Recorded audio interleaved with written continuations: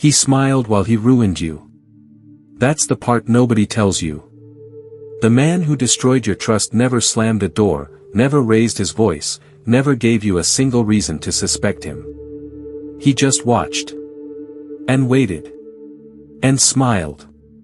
You've met him. Maybe you loved him. Maybe you called him a friend, a partner, a brother. He sat across from you at dinner tables, nodded at your dreams, laughed at your jokes. And the entire time, he was building something you couldn't see. A plan. A distance. A door that was already closing before you even knew it existed. This is not a story about anger. Anger is loud. Anger warns you. This is a story about the quiet ones. The ones who never lose their temper because they never needed to. The ones who understood something most people spend their whole lives refusing to accept, that power does not announce itself. It moves in silence, and by the time you hear it, it has already happened. There is a darker truth buried in this pattern, one we'll return to before the end. It has to do with why the loudest people in your life are rarely the most dangerous ones. Hold on to that. It matters more than you think right now. Machiavelli watched rulers rise and fall in a world soaked in betrayal, and he came to a conclusion that most people are too afraid to admit out loud. Emotion is a luxury.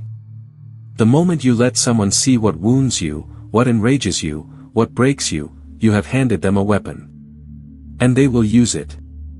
Not immediately. Not obviously.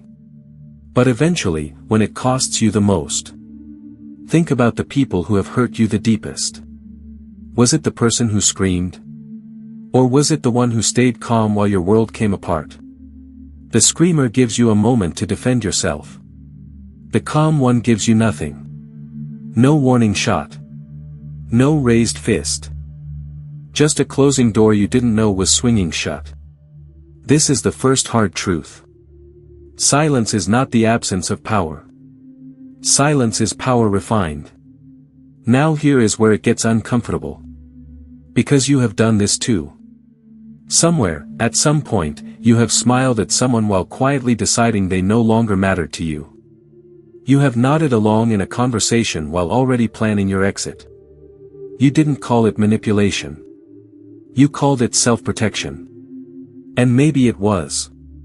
But that is exactly the point Machiavelli forces you to confront. The line between wisdom and cruelty is thinner than your comfort will allow you to admit. We like to believe good people are simple. Open. Transparent. But transparency is a gift you can only afford to give to those who have earned it. Give it to the wrong person, and you are not being virtuous. You are being unarmed in a war you didn't know you were fighting. Here's a brutal lesson most people learn far too late in life: the world does not reward the person who feels the most. It rewards the person who reveals the least. Not because vulnerability is weakness, it isn't, but because vulnerability shown to the wrong audience becomes ammunition. And the people most eager to collect that ammunition are rarely strangers. They are the ones closest to you. The ones who know exactly where to aim. Think of the coworker who always seemed supportive, right up until the promotion was on the line. Think of the friend who vanished the moment your success outgrew theirs. Think of the partner who kept score in silence for years, cataloging every mistake you made, waiting for the perfect moment to use it against you. None of them screamed a warning first. They simply watched. And when the moment came, they struck with a precision that felt almost surgical. This is what Machiavelli understood about human nature that most philosophy refuses to say plainly. People are not loyal because they love you. They are loyal because it currently benefits them to appear loyal. The moment that benefit disappears, so does the mask. And the ones who wore the mask best are always the calmest ones, because calm is the costume of control. Now, remember that darker truth we planted earlier? Here it is. The reason the quiet ones are more dangerous isn't because they feel less. It's because they've made peace with something you haven't. They've accepted that being liked and being safe are two completely different goals, and most people spend their entire lives chasing the wrong one. You want to be liked. He wanted to be necessary. You wanted approval. He wanted leverage. And leverage, unlike approval, doesn't disappear when the room turns against you. This is not permission to become cold. This is a warning about what happens when you stay soft toward people who have already decided to be strategic toward you. Machiavelli never said cruelty was noble. He said naivety was fatal. There is a difference between choosing kindness and being blind to the fact that kindness, unprotected, becomes an invitation for exploitation. Look closer at your own life. Who benefits from your emotional transparency? Who uses your outbursts against you later, calmly, in a tone that makes you sound unstable while they sound reasonable?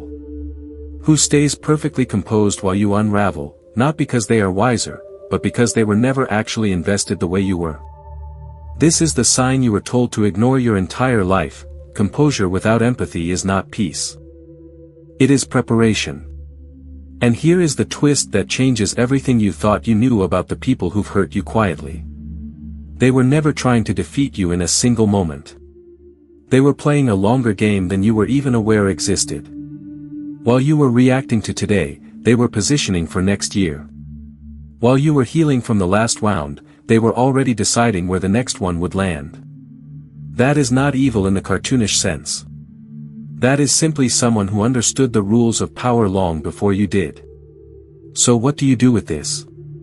You do not become them. Becoming cold and calculating for its own sake will hollow you out just as surely as naivety will exploit you. The lesson is not to trust no one. The lesson is to stop confusing calmness with safety, and stop confusing loudness with danger. Watch how people behave when they have nothing to gain from you. That is who they truly are. Watch how they treat you when your usefulness runs out. That is the mask coming off. And when someone shows you a version of themselves that feels too composed, too convenient, too perfectly unbothered by your pain, believe that version. Not the one you wish were true. Now think back to the beginning. He never raised his voice. Not because he was gentle. Because he didn't need volume to win. He had already calculated the outcome long before you noticed the game had started. His silence wasn't peace. It was patience. And patience, in the hands of someone who has already decided to hurt you, is the most dangerous weapon there is.